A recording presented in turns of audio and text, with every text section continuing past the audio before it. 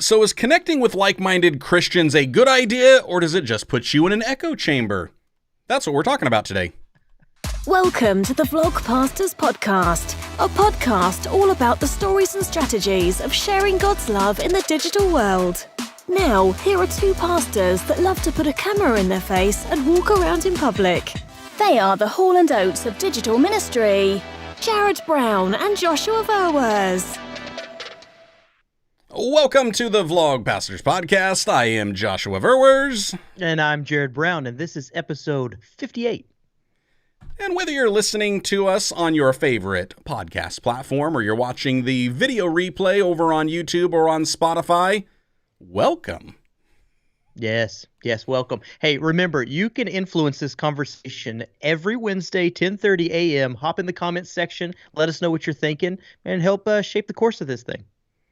And while Jared's video decides to freeze up, I just want to let you know that on today's episode, we are talking, actually a question, a comment that comes over from Living the Gap that says, do you guys intentionally seek out other Christian channels to connect with? And so we're talking about, is there a benefit to connecting with other like-minded creators, or does it just put you in that echo chamber where you're not really growing? It's a conversation I want to have, and for those that are joining us live and in the chat right here on YouTube, let us know if you've got any thoughts about this, because I want to talk about, should we do it? Is it good? Is it bad? What could be some of the potential downfalls of doing it? And any other random musings that we have. And because I don't know where to start, Jared, what do you think? I think those two young pups in the intro, man, they're getting farther and farther and farther away. I noticed, I was like, oh man, we look like a bunch of kids running around out there. That's what's it been, a couple of years, but digital ministry's been some city miles, man. Funny thing is, I think it wasn't it? It was 2019, like September 2019 that you and I were in Vegas. Yeah, I think that's right. And then I think it was like August or July of 2018 where we first really met up and connected. Does that sound about right? That sounds about right. And if I remember right, and I know we've talked about this before and other people can correct me because I have revisionist history when I think about stories. If I remember right, I think I was actually doing what Living the Gap was talking about, where I'm trying to connect with others. And I think I had been looking up, maybe it was on Instagram, something about like YouTube Pastor or something like that. Came across Jesse's Instagram and then happened to see some of the content, checked you out on YouTube. It's like, all right, this sounds like a good idea. And then you had just happened to be up in Iowa for like a wedding or something, right? Yep. I was up for a buddy's wedding. And so I'm sitting here and I'm thinking, why not just act like a creep and shoot him a DM and say, hey, do you want to meet up in person? Which is it's legitimate. I mean, if you've ever had a handful of those DMs, you're like, what do you know about this guy? Which was the conversation in the car that I remember with my wife going, I think this guy's legitimate. Honestly, she's the one. I don't know. Speaking of revisionist, history here, I remember seeing you in the comments, I think a handful of times, but she was the one who says, no. He's been pretty active on Instagram. So we walked it through, talked it through, figured we could give this crazy man a couple minutes of our time. But here's what I remember, man. I think you'd only been kind of either interested or active in YouTube for, a couple of months, like a handful of months at that particular time, like 3 months or something. And I had been in for a period of time. I don't remember, maybe it's a couple years or something at this point, and I was a little jaded. Kind of what you're talking about now. Maybe I hit that point early where it's just like, I post when I post, I don't when I don't. I'm going to make the stuff that I want, kind of a deal. And I remember meeting you, and you were just so excited about like the possibilities of digital ministry. And I had one common question for you, which was, where are you going to find all the time to do this? Because this is a time sucker. It's not, not like you said it and forget it. And I remember being infected by your optimism for what God could do with our digital ministries. Infected. I'm a virus. Like a virus. Well, no. I can say a couple years later, infected. Right. Like a virus. Yeah. Well, and that was, I mean, it's kind of true. I remember being extremely passionate about it. And it's not that I wouldn't say that the desire or the passion has gone away by any means, but there are moments where you do get jaded. You do become burnout a time or two. And then it's just like the heat, the fire, it starts to just dwindle. It's not burning as bright. It's still there. It's just not burning as bright. But I think the one thing that I have found, so for me, when I think about actually, let's answer this backwards. Let's talk about what the benefits are of connecting with Christian content creators, those that are kind of like-minded to us. And we can even take that a little bit deeper on maybe your style of content creation. And then is that good to be talking about those, or should we be looking at something else? And then maybe let's talk about any of the downfalls that we might have incurred with that. And then we'll answer, should you? How's that sound? I'll do my best. We'll run it backwards. I'm going to try to keep you reined in. Do it. Do your best. So yeah. So for me, Go ahead. the benefit, and I will say that the benefit of me being able to connect not just online, but even offline and in person, because as I mentioned, you and I, we really connected because it was started with online, and then it just happened to be, hey, you're going to be in my area. Why not?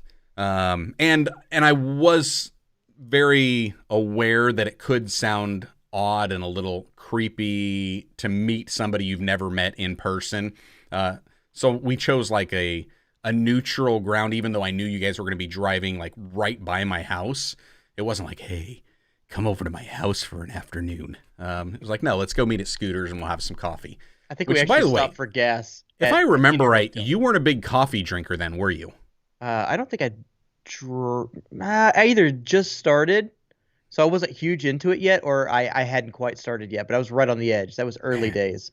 I'm sure your wife will try to take some credit of that. I'm going to try to take all the credit of that, though. No, you don't get any, because for some reason we stopped at Scooters, and I didn't dig it. I did not dig Scooters, and you guys were on about it. It was like it's okay, because we now have a Scooters, and for some reason that particular one, or maybe I just wasn't that far into coffee, but I didn't dig it as much as I do now. Yeah. Now I love Scooters. I'm all about Scooters, but my wife still hates it. Mm-mm. Yeah, no, and I like it. But I was saying that because then a few months after meeting you, I met up with Trey, and he wasn't big into coffee at the time, and met him at a coffee shop too. And he wasn't, but he's kind of gotten into that. So it's like, I feel like I get some credit. Oh, you can take some of it. I'm all in. There's plenty of credit to go around now. But meeting up with you, I will say the good thing was like when you get in with meeting somebody that does think like you and kind of process like you in this realm. I think the biggest thing for me was it was like there was affirmation that what God was speaking to me, he was also speaking to others. Like other people have got the bug, not just for content creation and not just YouTube, but then even deeper with the vlog aspect of it, which was something that I was getting extremely passionate. And that's where like Jessie saying that she remembered me being very active on Instagram. Back then, that summer, I was doing like Insta vlogs. So I was doing an Instagram vlog or story vlogs because I was using the stories and making like a 2-minute vlog, but I was chopping it up into 15, second increments. So it just kind of flowed. So I was definitely very active then. And then, meeting up with you, seeing what you were doing, it's like, okay, here's somebody who's been doing it, for a while and still doing it. So this might be something that I can find some longevity in. Thoughts? Yeah. I feel like I'm coming at this from a different angle, because at that time, there was no one. It wasn't like today. There are vloggers out there, which there were then too, but there's a lot more. There wasn't, that I was aware of, a significant Christian influence is particular in vlogging for sure, out there, uh, that I was connected with. And at that time, I didn't really want to be, because it kind of felt like the Wild West. It felt like an entirely creative space where you had your Casey Neistats and that vlogging was becoming a thing, but it wasn't bogged down with how we Christians tend to do, like I didn't even want to. Well, I digress if I go into that topic, but it wasn't flooded, and I didn't want to be involved with a whole bunch of others because I didn't want to do something that everyone else was doing. I Right. wanted to strike out, kind of like what Paul talks about, where I wanted to build on an original foundation, and win or lose, whether it's the voice of the Lord telling me to do this vlogging thing or not, we're going to put it to the test and find out. Yeah. And it was a different world. I feel like nowadays you can kind of look around and you can see the Lukes and the Zachs and the Treys and the Jasons and the Joshuas and the Jareds, and we're out there. You can send a Google search and find a vlogging pastor, or Yeah. lifestyle ministry or something like that, and you're going to see the Todd Whites and those folks out there in the streets living it out and then kind of documenting that process. And I really didn't want to be tainted by any of that. I came across Yeah. a few individuals early on that gave me that. Right. You know what? I am who I am on this show, so it's a split show. It's no longer on your channel. I don't have to worry about You do everybody not jumping have to off. hold back. Here's the thing, man. I came across a bunch of those religious nutter churchy people who are just like, "Hey, brother, how are you? I just we need to meet up and really we need to do some sort of joint collab." What they meant is, I want to take all of the folks that are watching your stuff, and I want you to push me and promote me on your channel. And I've got a Bible study that I want them to be a part of. That is a Right. talking head thing in front of a window, and the Yep. deal. Where it's like, "Hi, good to meet you too. Yeah. My name's Jared. I guess you've seen some of my videos. I don't know you from Adam, and you Yeah. want the world." And that was just like, it was offensive to me at the time. It would be offensive to me now, Right. but over the years that has changed, and this is where I'm going to stop with my portion. Over So, the years that's changed, and I feel like I've matured a little bit into being able to find trustworthy people, who truly value the input of the Lord in their ministry and their digital ministry and lives, and they're yeah. being as authentic, whether that be vlogging or Bible studies or whatever. They're being as authentic as human, or live streams, as possible, and I like it. Now I find myself switched where I'm searching that out. Yeah. And for me, it was one that, okay, I came in to that with a connecting with others. So, to answer the question directly, do you guys intentionally, seek out other Christian channels? Um, yes. I don't do it as much now as I used to do. But yes, I do connect and I do intentionally seek out others. And to me, there was a lot of selfish motives behind that, but it wasn't that I was trying to connect with you so I could leech off your platform. What I was trying to do was, I knew, kind of what it tells us in the scriptures, especially in Hebrews, that, we are to gather together so we can encourage one another, so we can build one another up. Ephesians talks about that. Yeah. And so that's what I was looking for. I was looking for people that had already walked a mile in the shoes that I was thinking I wanted to walk in, so they could help me avoid some of the pitfalls. And if they couldn't help me avoid the pitfalls, at least maybe they can provide some encouragement when I'm going through those and I'm tripping and stumbling over it, because at least they're right there and they know it's okay. This too shall pass. It's like, we've been there. You'll be all right. You'll come out on the other end. Yes, it seems like the algorithm hates us all the time. It's okay. We'll get past Right. it. Yeah. And that's what I was looking for. So I wasn't going into this and saying, oh, I just want to strike up a friendship. It was, I want to strike up friendships for a reason. Like, I want to have online and offline friends that have similar, passions. So that way there is some relatability, there is something to connect on. But I also realized that if you want friends, you have to show yourself friendly. And so you've got to be the friend in order to make those friends. So that's where it came in. And it was like, yeah, I'm going to seek these out. And so I started looking at, other Christian vloggers, who's actually out there. And I was connecting not just with pastors, but I was connecting with those that weren't in ministry, or in like a pastoral ministry, trying to connect, trying to relate. And I noticed that the pastors specifically, at that time, I was able to connect with more.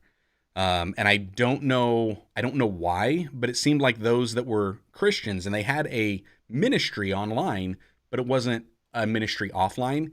It almost seemed like that desire to have a friendship and connection wasn't reciprocal. I don't know why that was, but it just wasn't there. But I started noticing, hey, I'm connecting with Jared. I'm connecting with Chase. I'm connecting with Trey. And it was like, and then it wasn't just online that I was connecting with. Then because I connected with you guys online, I started to follow more of what you were doing, see where you're going. Then because of building that relationship online, it did grow, with like what you said with Jesse, hey, this guy is active, and you had recognized me in the comments. And I'm pretty sure I wasn't just saying, oh, hey, I do the same thing that you do. Come look at me. No, it was more of, this is a good video. Like, I appreciate that thought and that insight. Like, I was trying to give more value in the comments than even just receive. And if the value was just encouraging you, it was like, that's what I wanted to do. So that's kind of how I was connecting. And that's a key point. There's advice out there, and we've talked about this before, but we'll do it again. There's advice out there to hop in somebody's comments and DMs and bring value and do that sort of thing. And I don't think I appreciated that at the time. I still think that it matters the heart behind the encouragement. Are you doing it so that you'll be noticed and so that the other person, if you're doing it for all those reasons, then God knows the motives of your heart more than we do, but just like it's a waste of time. Those people are short timers. But if you sit down and plug in, I cannot tell you the encouragement that you get from Dean and Vaughn and John and Joshua and all these guys and Zach, just saying hello in the comments section, saying, hey, I noticed, the dog, how's the dog doing? Or John popping in on this this live stream this morning and saying, how are the goats? Did they get out? It's you feel seen, known, you feel like your work that you're pouring your heart and soul into is being recognized. And that's not even necessarily the target audience for us, but it is the thing that keeps us motivated and going to go, oh, we have friends in this space, which was a theory in days gone by. And now I can say is a solid truth. This is kind of where Jesse and I were chatting this morning. This is a reality, whether we want it to be or not. Whether it's a lesser reality, kind of like, we are living in a shadow of the true reality, and online stuff is a lesser reality, but it has a play on our emotions and the way that we think about things. Therefore, it is some version of a reality. You can't get so spun up. I was thinking about your the title of last week's. I think weren't we dealing with like haters and comments and that sort of thing? Yeah. We can't deal with trolls completely disconnected. So it has some form of effect on our actual present, what we understand, our worldview of reality. And those comments, those friendships are true friendships, true connections. Yeah. And I'm changing in that, where I'm finding myself wanting to be what you started off as, that valuable member. In the past, I just saw it as a potential, like somebody's trying to slip in here and make a comment so that I pay attention to them, which was why I teased you about in the early days. I'm like, hey, I know what you're doing here. What are you doing? You're making a hand. I understand that you're helping people out in the audience, but what's your motives? And through time and value and connection, you find out, oh, this is just a genuine dude doing what genuine dudes do. Yeah. This is a friend. But now I find myself wanting to be that, particularly for smaller audiences, and I don't know why. I want to hop in the comment section and make a hand. Right. find good people, and because they're attracting good people, and see if I can help bring value. So Yeah. for that reason, to answer his question, I find myself looking now. I Yep. was on this morning. I was trying to see what my friends have posted. What's new? What are they doing? What's going on with Luke and Haiti? Where are we at? Yeah, and that's where and honestly, that's where I've been struggling the most, and that's why I say yes, I do it, but I do it a lot less than I used to do it. I wish I could do it more. Currently, where I'm at, it's a case of you've only got so much time in a day, Yeah. and it's like, what am I going to do? So it would be similar to outside of the YouTube world. Currently, where I'm at, I'm not seeking out any friendships. I don't have time for it. And even some of the friendships that I've had outside of online, well, even online and offline, some of those have kind of taken a back burner to where we don't talk that often. And I'm okay with that. I hope they're not offended by that, because it's not meant to be offensive by any means. And I think most of my friends realize, whether it's online or offline, at any point in time, you need something, just give me a holler. I'm there. I may not be all active and, stimulating this friendship all the time, but I'm still here for you. Because to me, it's like, once we're a friend, unless you do something horrible or just say, I don't want to be friends anymore, I'm always there. Like, I've got college friends that will still call up randomly just to chit chat, and I'm still talking with them. But I'm just so busy right now. And it's like, I've got to try to figure out, where am I putting the resources and the energy at, and trying to find that balance. And I think that's with life. You're always trying to balance and find the priorities and where are we at. And we go in seasons. So in this current season, I'm doing less intentional seeking out other channels, but I'm also open and looking. And so for me, like, I find myself kind of more now in where the situation where you were, where it's like, when somebody keeps popping up in the chat and I keep seeing them, all right, if I haven't seen them a little bit, then I'm going and I'm looking and I'm trying to find out. And then it's like, what are they up to? Where have they been? Have I been missing out on things?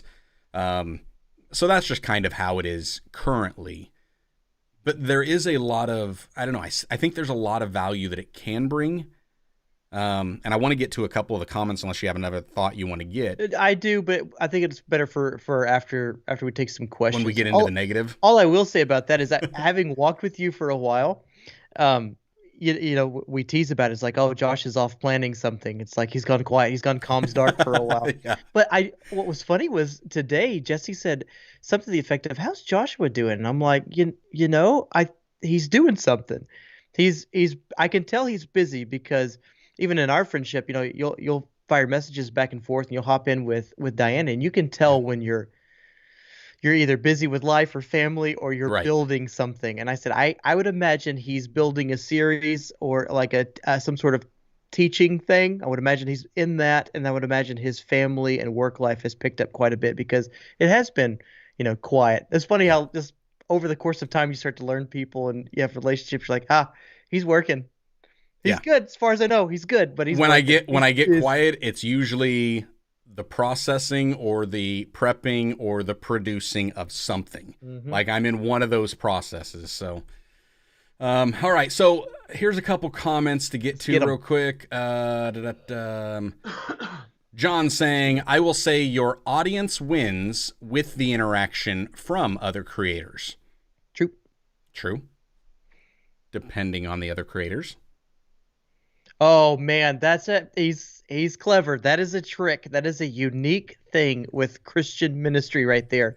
You get people who hop in and think that they're helping, and you're like, just shut your mouth. You are causing problems. You're talking through doctrine that's not a part of what the scope of this conversation, or they're beating and fleecing the sheep for stuff, and it's like, So, but what John, what you're saying is, you're assuming that they are like-minded individuals like us, like-hearted, and they're following the voice of the Lord, and it's all on the up and up. And that, in that case, I would say absolutely.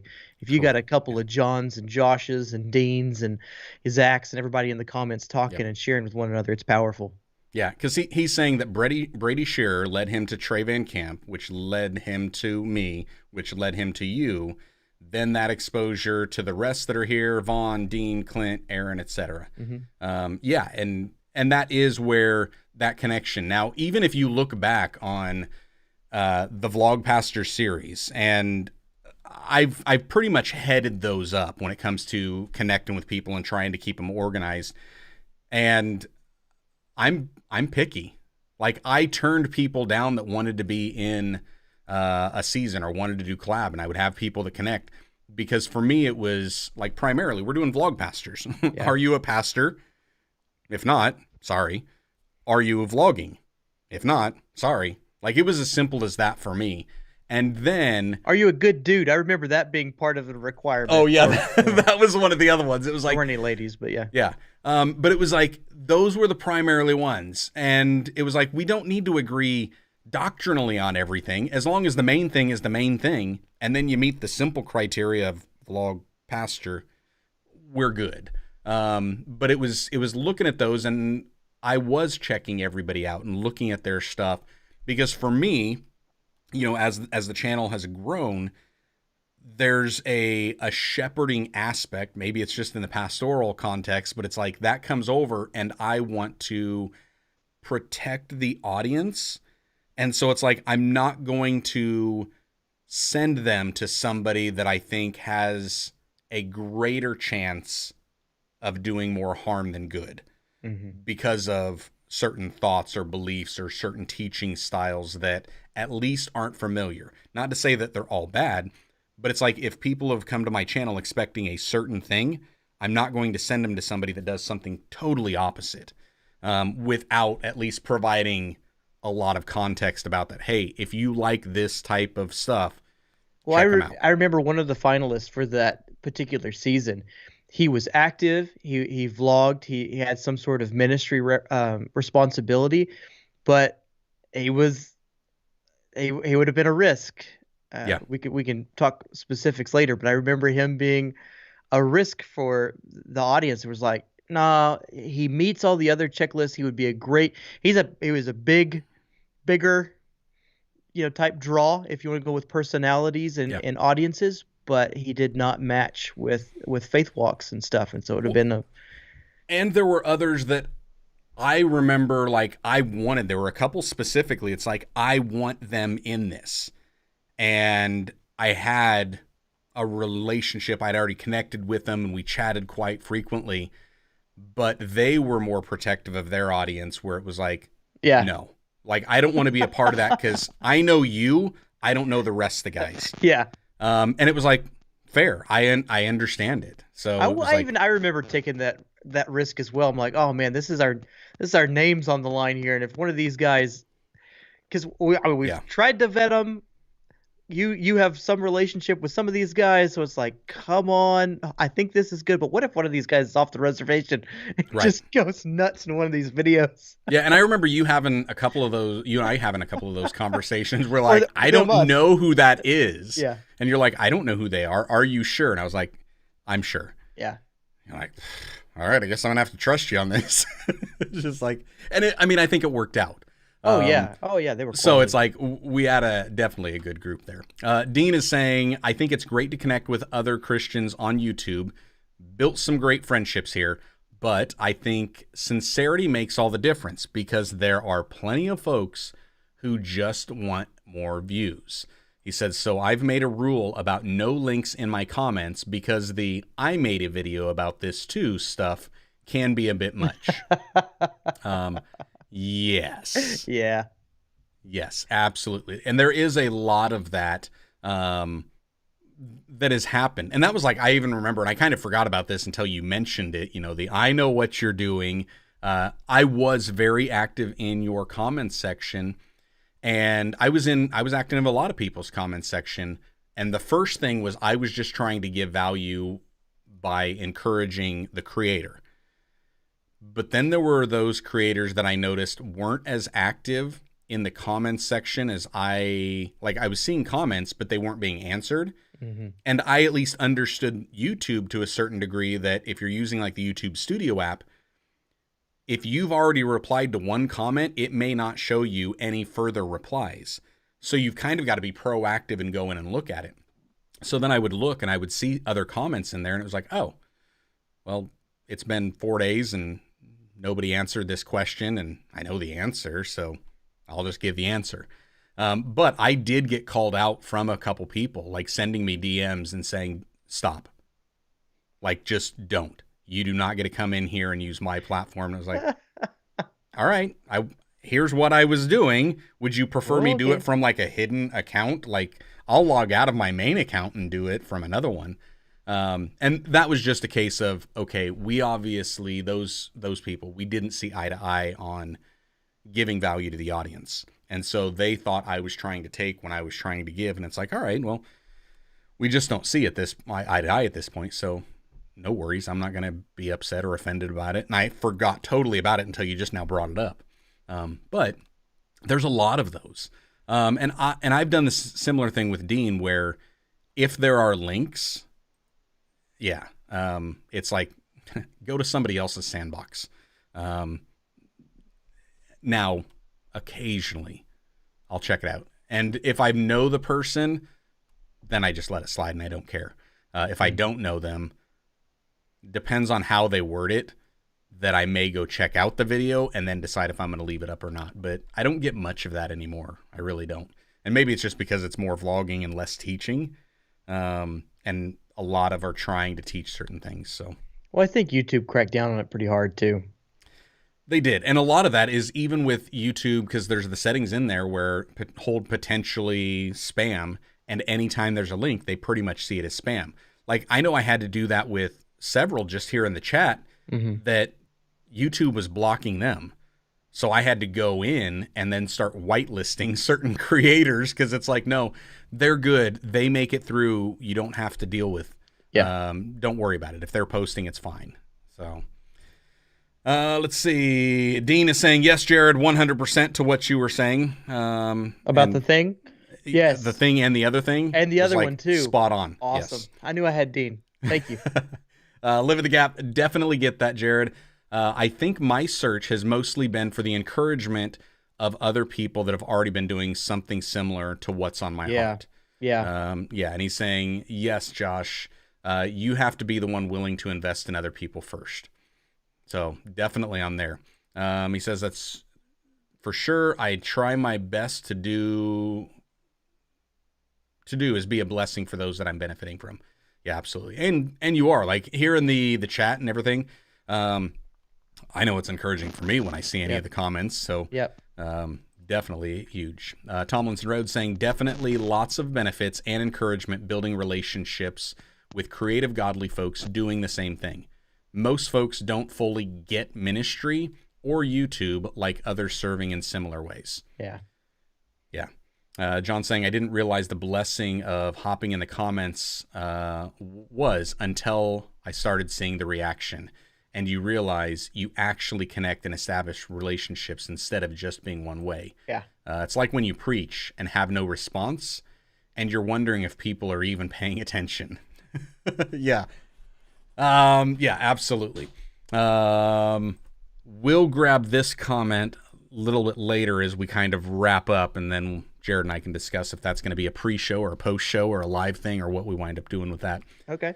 Yeah, John's saying it's one of Josh's 15 accounts that he'll connect with.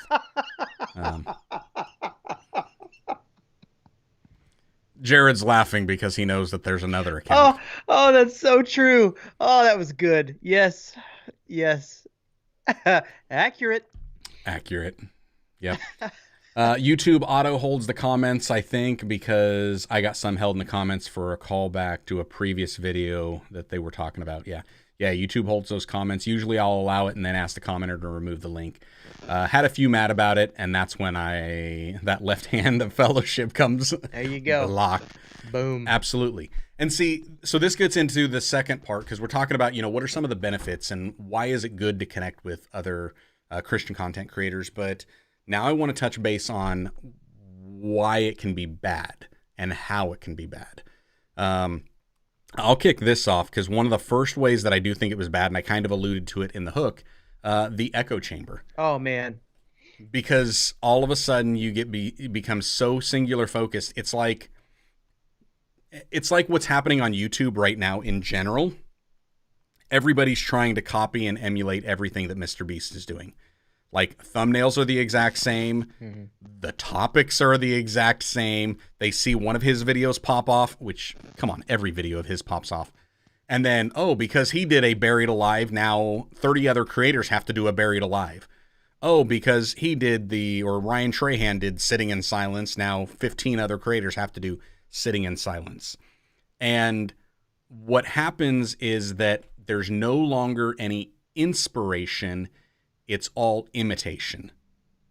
And then what seems to happen is you're just getting watered down versions of the same thing. It's just a creative regurgitation.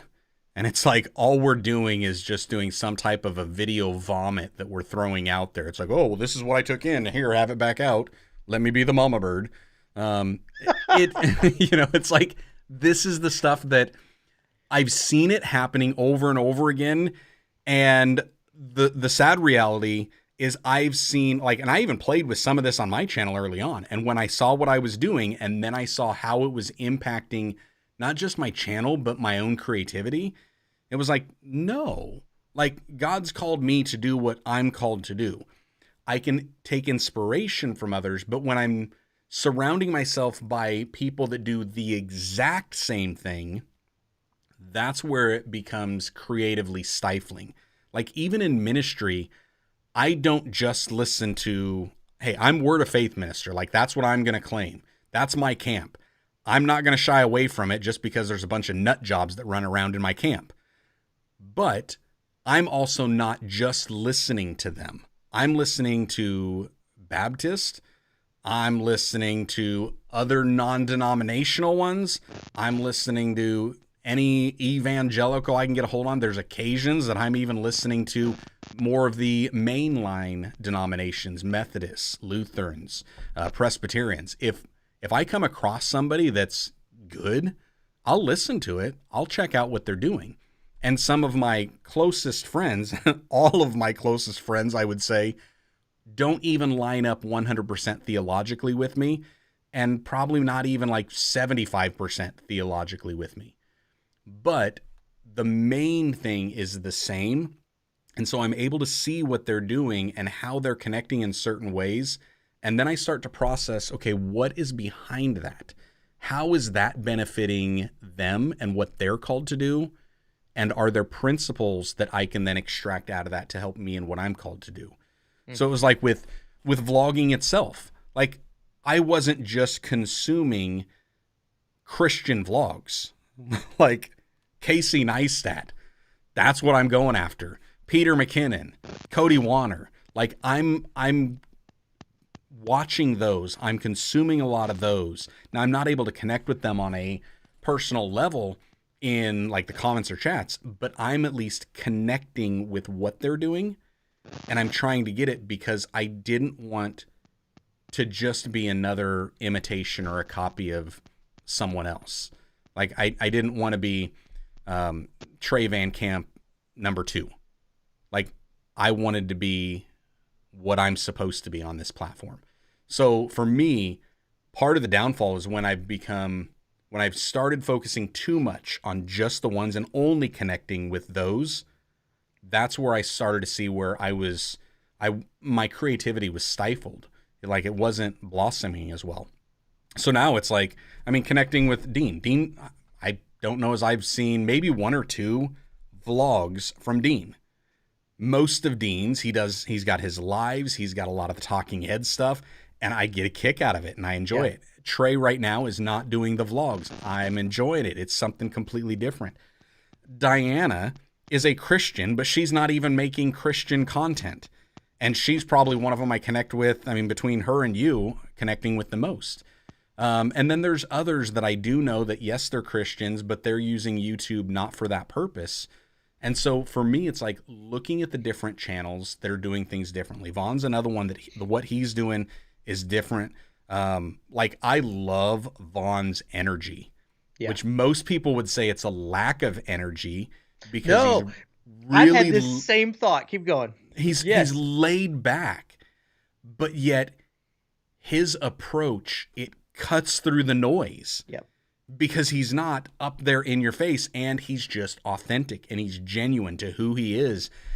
And it just connects and it resonates. Yeah. And then there's even others that are doing a digital ministry of sorts, but they're not even active on YouTube. And like, YouTube's my primary platform, but they're doing like some people that are only on TikTok, or they're only on Facebook, or they're only on Instagram. And it's like, those are other ones that I'm connecting with. They're doing something different, but I've wanted to connect because I saw when I was only connecting with just pastors who vlog, like, I can now look back on that stuff and be like, I mean, I was trying to force creativity, and it was more in the little things of like a video transition and stuff, because the content and even my approach wasn't really creative. So I was trying to just put those little like polishes here and there. And then because I was putting so much polish on it to make myself stand out, it was like, knock it off. Just knock the polish off and just be real. That's when I really started connecting in a deeper way, not just with an audience, but even with my own creativity. So I would say the downfall, in my eyes, can really come from being in that echo chamber and not thinking outside of the box. And is there a better way, or is there a way of even improving on what we're called to do? Man, that's a great perspective. That is a great perspective, and I appreciate it to the max. There's a good portion of me that 100% agrees and has been my walk, but I'm starting to shift. So I'll come at it from a different perspective. I don't even know how many years I've been on this thing now. You know, I've been doing this for a long time, and it's like I did whatever I wanted, just because as we were talking about earlier, I didn't want it to be infected by other people, so I didn't watch other pastors doing their stuff. You were actually the one who brought me around to watching, like you and Trey and some of those guys. It was like, oh, okay. So there are legitimate people out here, but I didn't want to be influenced by it, because here, let me just give you an example. Here's the example, and I'm about to offend my Baptist brothers like crazy, but we're going to do it. Listen, there was a season, you boys and girls, y'all watched too much Matt Chandler, okay? Everybody was watching Matt Chandler sermons, and it was like, in order to talk about the thing, we needed to go away from the thing. Golly, it was like, all right, everybody put down Matt. You're copy and paste, watered down Matt. And I saw that in my brothers and sisters, and it was like, I don't want to do that. No matter, I love Matt. I think he's a great guy. I like his teaching, but not. I don't want to be a clone. I don't want to watch so much that my preaching is informed. Whenever I go to preach, I don't like to take too many sermons in off of anybody in a given week. If I have a topic, or if I'm planning for something, I like to just prepare my heart. I like to get that all marinated. So I'm drawing from a bunch of, like you do, a bunch of different influences. But I notice if I'm paying attention to one particular source too much, it tends to affect the topics and the way that I preach and the way that I use my mannerisms and things. Whenever I get up, I will do the things that other people do, and the hand gestures and it's like, calm down, guys. So I didn't want that to have the effect on my channel. However, I watched Peter and Maddie and all of these guys, and they're creating at such a high level, outside of the Christian vlogosphere. Yeah. And that's where it drew a lot of my inspiration. And I don't know how much of it. I mean, obviously, I tried to copy those things, some of them, because it was just learning how to do it, and it was fun. But I didn't want any of that other stuff. Now I'm transitioning over a little bit. I'm transitioning over a little bit into, like, there was very limited, whether it's the quality of the video or whether it's the style and the systems and the format. I'm interested. I find myself watching those Mr. Beast videos, and I can respect where he's coming from, because he's picked apart thousands of YouTubers. He has Yeah. a bunch of data coming in and he's assessing and analyzing. But the man is still creating for what he knows to be best in his style, his format. So he's still a creative, but the rest of us are kind of going, "Oh, we'll take the notes." I kind of can appreciate that though, because it does work. It does it if we use our own unique voice and we don't compromise too much, Yeah. maybe we can get the benefits of what works without being the echo, the complete carbon copy of what the original looks like. I'm making a series right now. It should be out next week or two, depending. Well, at least started, because it's going to be an ongoing thing. And it is a heavy draw from Ryan Trahan. And I'm running a year-long experiment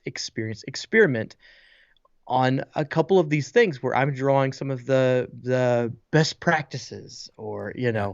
common tips. I had no idea until Trey posted the other day that everybody's titles are the same.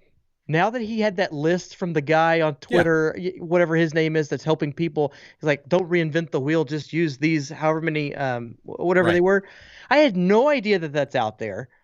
And now that I've seen it, it's You can't unsee everywhere. it. You can't unsee it. Everybody's copying, pasting the same thing. And here's my point. I haven't been, and so I don't get clicks.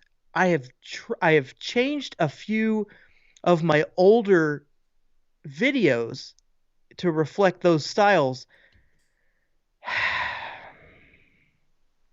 and they're getting some clicks. If it works, it works. Here's the problem, though. Are you compromising the original to get the clicks? And there's the balance. There's the balance that we find ourselves in. Because how Well, much of your video, yeah. how much of your thumbnail, how much of your title, how much of that is influenced by the echo chamber? And where do you become a watered down version instead of the original?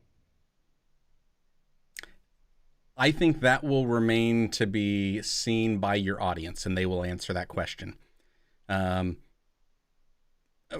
we could also put it this way. I've been doing a lot of those thumbnail and title best practices for quite a while now. Does it feel like I've just adopted that or watered anything down? I wouldn't say so. I would say I've still been authentic in that approach. So to me, it's, and we've talked about this, where it's the packaging. It's the message is still the same. Like, we're not really watering down the message. We're not changing up the message. All we're doing is just changing how it's been packaged and delivered. So it's, to me, it's really nothing different than anything in the world where they change up their packaging and their branding just to try to reach new people. And sometimes they're coming up with a new slogan. Same company, same product, but all of a sudden they just change up the way that they reference things. And all of a sudden it starts connecting in a different way. So when I see a lot of the best practices happening, honestly, I'm like, about time. You started to figure out what works. And I appreciate that. I feel like, for me, I am maturing in this journey of like, okay, there's systems and practices that need to be in place, and the algorithm's not against me. It's because bad videos, bad thumbnail, bad title, whatever it is, there's something in play here that is I can improve on to do it. But here's the way I think, and my personality type, man. Mm-hmm. If I was to make a feature film, I would want a trailer that highlighted it, or a longer version that showed what went into it. I would want a behind the scenes of making what it went into making it. I would want an intern who followed me around and filmed the stuff that was outside of the behind the scenes so that you could show how authentic it was. And then I would want somebody following my intern around with a GoPro, an unedited GoPro of all the documented days of what my intern went through as she was documenting the series of behind the scenes. And then I would want a continual security live feed on set, never ending, of what that was. And that's just my personality type. And so for there to be there's just like a seeming compromise somewhere in, well, let's take the trailer and show the best bits of the feature film and release it, and it is just shape it in a way that they'll want to come and see the film. It, for some reason, my personality type, it compromises. Like, I feel like it's a compromise. I don't like it. I want the whole thing transparent down to the 24-hour a day security footage. Yeah, and I get what you're saying on there, but you got to look how many people with that, how many of those that watch the full-length feature would actually watch the behind the scenes? Nobody. I'm telling you, very smaller. It gets smaller as you go down. That is a more Right. restrictive audience. And The trailer's going to be seen by everybody. millions, Yep. but only a fraction of that is actually going to watch the film. Yep. And then there are going to be those that they start watching the film and the trailer was misleading and they get up and they walk out of the theater. Yep. I think I've only done that twice. Requiem for a Dream is the worst movie in the history of all cinema. It's pretty rough. 3 hours of my life that I'll never get back. I don't know. It's pretty rough. Next time I showed up to a theater and it was like, by the creators of Requiem for a Dream, I was like, nope, I'm out. See ya. Gone. Out of here. No, so it's like, that would be the thing where your title, your thumbnail, it's going to do that. In context of even what we're talking about, yes, there can be a downfall where you start watching what other people do and when they have wrong motives, because a lot of YouTube creators, they're only in it for the money. That's why they're doing this. Is a business. They are a brand. They're trying to do that. They don't have anything that goes beyond that. But you'll have people at their level that do have a purpose behind it and are very open and honest about the purpose behind it. And it goes beyond just the money. But how are they connecting and how are they increasing that reach and how are they finding? That's where it does help to start to look at what are the ways that they're connecting. And it's also like, even in preaching, you notice when you start preaching to different generations, there becomes a generational gap. Illustrations and even methodology that you would use to preach 20 years ago does not work today. So you've got to try to find that happy medium, the balance of how can I connect to these and not them. But what I think goes even beyond that is here's where it can be beneficial to open up our approach when we start looking at other creators on different platforms. What is the audience that they're reaching on that platform? And how are they reaching that audience? And then we start to learn some of those tricks, the tips. That can be helpful. Then on YouTube's a different beast from TikTok, and it's a different beast from Instagram, and they're all different from Pinterest, which I still haven't figured out, and I don't even know if it's around half the time. Other than I do a Google search and it still pulls up something from Pinterest I'm supposed to check out, and I can't seem to get the thing to open up.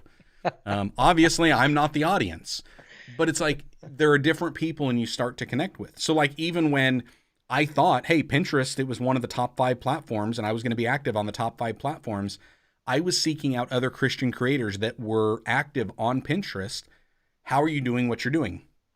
When it couldn't click and I couldn't make sense of it, I was out.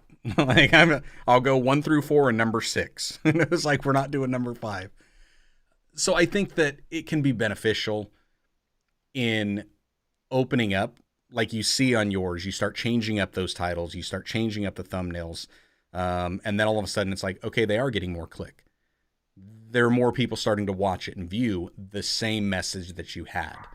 And that's where I think making sure that we're not in the echo chamber of things, because we can start to reach out to a broader audience and we can start to look and say, okay, they're reaching this massive audience or they're reaching this specific target audience and I'm not reaching them. What are they doing that is actually working and reaching?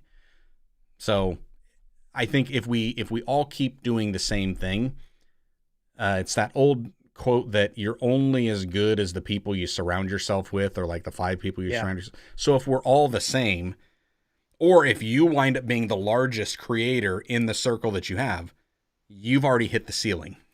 It's like, start expanding, start reaching out, see how you can connect. And I think connecting can go beyond just one-on-one conversations or being in the chat. It can go to even just consuming the content, because there's a lot that you take that in. Like, I think I connect with God every single time I'm reading the Bible, but that's a one-way conversation. So anywho, hey, let's hit one 2 last questions real fast, and then let's wrap this thing up. So Live in the Gap did say, hey, could you guys provide a list of people that you follow related to your content that I could check out? My first recommendation would be to check on my own channel, and I think I've got all of my subscriptions public, so you can see everybody I'm subscribed to. It is a plethora of content. If you're looking specific related to like vlog pastor stuff, we've mentioned a few of them in here. Check me out. Check Jared out. Nah, don't waste your time with my stuff. I'm a hard subscribe. I'm a hard subscribe. No, I mean, if you're looking for people who I follow, I follow a handful, which is that's been on purpose in the past. We talked about it earlier. I don't want to be just feasting on their content to where I look like other people's. But I would say that the other, for me, if you want to find valuable friendships, relationships, folks who are putting out good content, they're actually in the comment section around you. Yeah. And if you're wanting some other good Christian vlogger type content, apart from the ones in the chat, I would recommend, I think I mentioned Trey, I mentioned Chase Jones. Check out Aussie Dave Adamson. If you're not, Dennis Poulette. What is it? Oh man, what's his name? See, he's already outside of I only have so many hours in a day. Press on. No, the Chai guy. Why can I not remember his name? The Chai? Kevin Wilson. I think he's got a YouTube channel, Cross Culture Christian. Jeff Evans, Josh Drew, Wayne Riz, Clint Zeller, Trent Granger, Micah Foster, Pastor Juan Carlos, Bogan Preacher. Oh, Douglas. Yep. Catch out some of those guys. That would just be a few that are off the top of my head. Of course, yeah, Vaughn Sanders, Dean Lentini in the chat. You've seen others, Tomlinson Road, Live in the Gap on the screen. I know I'm forgetting a ton of them. Did I mention Dean again? And Dean again? Yeah. And Dean again? Dean's good stuff. Oh, and speaking about good stuff and comments, just random comments that are just an encouragement. Wayne Riz. Where's Wayne? Wayne, where are you at? He's not on here, but most of Wayne's comments on any of my videos are, I can't stand coffee. Going the opposite direction from the top rope, Wayne. But I love it because it's like, hey, we can at least get that. Dean was saying, hey, hold up. Some of us aren't Chandler fans. We're charismatic Italians. A fettuccine. John, is that echo chamber or back to the whole bait analogy? Clickbait, echo chamber. Yeah. I see you. It could be. Whether or not it's clickbait or what was the other one? The dupe shoot. The bait is what's attractive to get the fish in, take the bite in order to set the hook. So Jared's making a movie. I'm in. Yeah. No, and I hope that it's screaming goats. Oh, he caught that one. Dean caught that one. That one was amazing. He's like, hey, man, at the end of the last video, he goes, one of them, we had gone to go see Thor, Love and Thunder. And he said, man, that needs to end. I could have sworn that was going to end with screaming goats, like, getting out or whatever. Yeah. Yep. It didn't. It could have. It could have so easily, and it would have been one of those inside nods that only a few would have caught, and it would have been hilarious. So, Dean saying, Wayne's a great guy. Actually, how I found y'all a few years back. Nice. So, yeah. It's Connect crazy with people how this works. Different ways. Mm-hmm. So, I guess ultimately, let's wrap this up with one final question, which was the title of this episode. Should you connect with other Christian content creators?